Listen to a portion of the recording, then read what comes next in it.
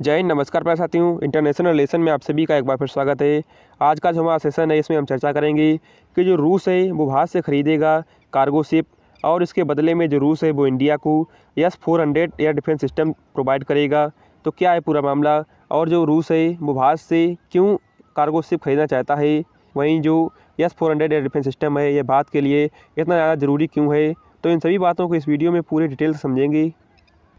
देखिए, इंडिया और रूस के बीच 35,000 करोड़ रुपए की एक डील साइन हुई थी, जिसमें जो S-400 एयर डिफेंस सिस्टम है इसको लेकर के डील साइन हुई थी। इस पूरी डील में जो 5 S-400 एयर डिफेंस सिस्टम है इनको खरीदने को लेकर के बात कही गई थी, जिसमें जो S-400 एयर डिफेंस सिस्टम है इसकी जो 3 स्क्वाड्रन है इनकी डिलीवरी कर दी गई है, और जो इसकी जो पाँचों की पाँचों जो स्क्वाड्रन है इनकी डिलीवरी 2023 से 24 के बीच तक हो जानी पक्की थी। लेकिन जब फरवरी 2022 में रूस और यूक्रेन के बीच जब जंग छिड़ गई तो यह जो पूरी डील थी यह बहुत ही डिले हो गई। इसके अलावा जो भारत है वो रूस को डॉलर में पेमेंट भी नहीं कर पाया।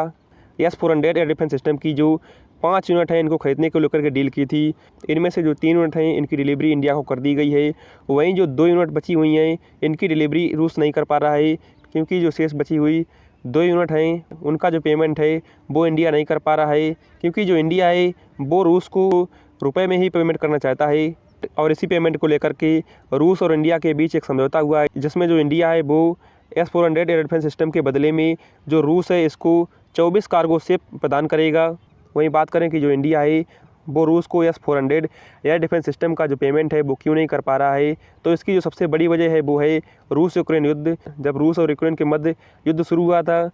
तब जो पश्चिमी देश और अमेरिका है इसने पश्चिमी देशों का जो शिप नेटवर्क है इससे बाहर निकाल दिया था, और इसी को लेकर के जो पश्चिमी देश हैं इन्होंने रूस के साथ व्यापार करना छोड़ दिया था। और इसी बीच जो इंडिया है वो रूस की मदद करने के लिए आगे आया, और इसी बीच रूस और इंडिया के बीच समझौता हुआ कि जो रूस और इंडिया हैं ये दोनों अपने ही करेंसी में एक दूसरे से व्यापार करेंगे, जिसमें जो इंडिया है वो अपनी करेंसी रुपया और जो रूस है वो अपनी करेंसी रूबल में व्यापार करेंगे। और इसी रुपये और रूबल की जो ट्रेड है इसका फ़ायदा उठा करके जो इंडिया है उसने रूस से भारी डिस्काउंट पर क्रूड ऑयल ख़रीदा, और जो ये क्रूड ऑयल है ये इंडिया ने न केवल ख़रीदा, इसके अलावा इस क्रूड ऑयल को जो यूरोपीय देश हैं उनको एक्सपोर्ट भी किया है। और इसी क्रूड ऑयल को एक्सपोर्ट करने को लेकर के जो इंडिया है उस पर कई सारे दबाव बनाए जा चुके हैं, जिसमें अभी पिछले हफ्ते जो रूस के विदेश मंत्री जब सर्गेई लावरेव बर्थ यूथ फोरम को संबोधित कर रहे थे तब इनसे सवाल पूछा गया कि आप इंडिया को इतना ज़्यादा जो क्रूड ऑयल है वो क्यों एक्सपोर्ट कर रहे हैं। इसी को लेकर के जो विदेश मंत्री सर्गेई लावरेव हैं तो इन्होंने कहा था,